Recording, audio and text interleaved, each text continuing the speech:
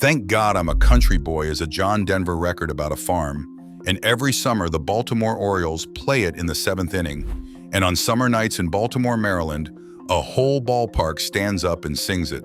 It happens in the middle of the seventh inning. The crowd sings "Take Me Out to the Ball Game" first, the way every baseball crowd in America does, and then nobody sits down. A fiddle comes over the loudspeakers, and the place starts up again, in a port city, in a ballpark built on an old railway yard, a couple of streets from the house where Babe Ruth was born. The Orioles have played that record in the seventh inning since the summer of 1975.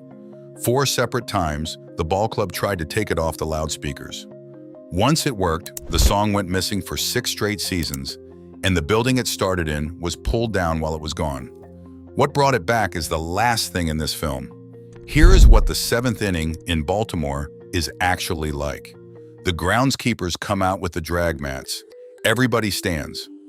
"Take Me Out to the Ball Game" plays, everybody sings it, and in most ballparks that is the end of it, and people sit down and go and buy a hot dog. In Baltimore, the fiddle starts instead. Nobody has to be told. The verses go by fast and wordy, and most of the crowd only half keeps up with them. But the chorus belongs to everybody, and there is a long-held note in the middle of the record that the whole building answers with a single shouted letter, the letter O, because that is what they call the team, and because they do the same thing in the national anthem, and because at some point a city decided that a held note is an invitation. None of it was planned by anybody. In the summer of 1975, the Orioles had a general manager named Frank Cashen who was tired of the organ. Through the 50s and 60s, the ballpark on 33rd Street had run on organ music and old standards, and Cashen wanted something a younger crowd might recognize. So the club's public relations director, Bob Brown, started putting pop records on at the seventh inning stretch to see whether any of them stuck. Most of them did not. Late that season, the Orioles shortstop and his wife came to the club with a suggestion. Mark Belanger was not a man anybody expected to change the sound of a ballpark. He was a defensive shortstop, nicknamed the Blade, and he was one of the finest fielders the game has ever had. 8 Gold Gloves and a fielding average that only one other shortstop in history has matched. He played alongside Brooks Robinson, the third baseman who won 16 straight Gold Gloves of his own, and between the two of them, they gave those Orioles teams a defensive backbone that people in Baltimore have never stopped talking about. What Belanger could not do was hit. He finished 18 seasons with a batting average of .228 and 20 home runs in his whole career. His wife Dee was a John Denver fan. Between them, they put Country Boy in front of the people choosing the records. It worked straight away, and nobody involved could explain why. The whole thing started just by accident, Bob Brown told the Baltimore Sun years afterwards. They played it, the crowd reacted, they played it again, and the reaction came back the same every single time. By 1976, the record had done what a catchy record does. It had got inside people, including the players. 3 Orioles sitting on the bench with nothing much to do, Doug DeCinces, Tim Nordbrook, and Tony Muser, started miming a band during the 7th inning stretch. Invisible Instruments, a joke to kill time in a long season. Then Earl Weaver noticed. Weaver managed the Orioles for most of 2 decades, and he is in the Hall of Fame. He was also one of the great superstitious men in American sport. He would not look at a clock while his team was ahead. He changed pens after a loss. He kept his foot against a particular pole in the dugout, and the Orioles had been winning while 3 of his players pretended to play the fiddle, so as far as Weaver was concerned, the pretend band was now part of the operation. DeCinces, telling the story to the writer Dan Connolly, remembered Weaver barking at them to get ready when they were slow to start. Weaver was so superstitious, DeCinces said. They did it for the rest of the year. That is roughly the point at which the song stopped being a record the club was playing and became a thing the club believed in. By 1979, the Orioles won 102 games and came back late in ball games so often that the city gave the habit a name, Orioles Magic. And a fair number of people in Baltimore genuinely credited the mood in the ballpark at the 7th inning stretch. Those were Jim Palmer's years on the mound, the Hall of Fame pitcher who won 20 or more games in 8 different seasons under Weaver, And the combination of pitching and defense and whatever was happening in the seventh inning produced a run of baseball that Baltimore has been measuring everything else against ever since. In the 1970 World Series, Weaver's first, the Orioles beat the Cincinnati Reds, and Palmer was on the mound for one of the wins. In 1983, when the Orioles reached the World Series again, John Denver came to Memorial Stadium for the first game, climbed up onto the roof of the Orioles dugout, and sang it there himself. Baltimore won that series in 5. So the club tried to get rid of it, not out of malice, out of the ordinary belief, which every organization has, that it knows what its customers want better than the customers do. On opening day in 1978, they put on Chantilly lace instead, and fans wrote in, demanding the other one back. On opening day in 1980, they tried Orioles Magic, the jingle the club had made about the very run of luck the song was supposed to have caused. Bob Brown described what came back as booing, and then made a point of saying it twice. In 1987, they tried Rick Dempsey singing Old Time Rock and Roll. None of it took.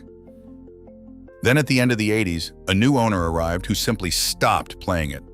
That owner was Eli Jacobs, who bought the club in 1988. That is the one that worked. For roughly 6 seasons, there was no country boy at an Orioles game. The club's public relations director at the time said they could not keep up with the phone calls and the letters, and the song stayed off anyway. 6 seasons is long enough for a child to grow up going to ball games without ever once hearing it. And in the middle of those missing years, the ballpark itself went. The Orioles played their last game on 33rd Street in 1991 and moved downtown to Oriole Park at Camden Yards, which opened in April of 1992.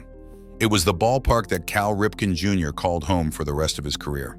The streak seasons, the record, all of it played out on that infield. Memorial Stadium stood empty and was demolished in 2001. It had been built as a memorial to the dead of the World Wars, and when it came down, the city sold the bricks and the seats to the people who had sat in them. By then, the song was already back. Eli Jacobs sold the club, and Country Boy returned in the early 90s into a building it had never once been played in, for a crowd sitting in seats that had not existed the last time they sang it. Sources differ on exactly which season it resumed. What nobody disputes is that it has run without a break ever since. Which brings this to a Baltimore newspaper in the autumn of 2023. The Orioles were good again that year. They won the AL East Division title and made the postseason for the second straight season. And the Baltimore Sun ran a piece asking whether a winning team ought to retire the song and pick something of its own. It was a reasonable argument, politely made. The song is about life on a farm, it said, and Baltimore is a harbor city of row houses and crab shacks that has never been anything of the kind. If you're enjoying this story, go ahead and press subscribe now. American stories like this one, every week. The readers answered, and the paper printed them. One accepted the entire premise and refused the conclusion anyway. They might not be country boys in Baltimore, the writer said, but we are superstitious. Others wrote in about grandparents, about Memorial Stadium, about the sound of the place in 1979. The song stayed. Before the last part of this, do me one favor and press subscribe on the screen if you're watching on the television, just under the video if you're on a phone. American stories like this one, every week. Because there is one more thing about that record, and most of the people singing it have never had reason to learn it. John Denver did not write, "Thank God I'm a country boy." It was written by a man named John Martin Summers, who played guitar, banjo, mandolin, and fiddle in Denver's band.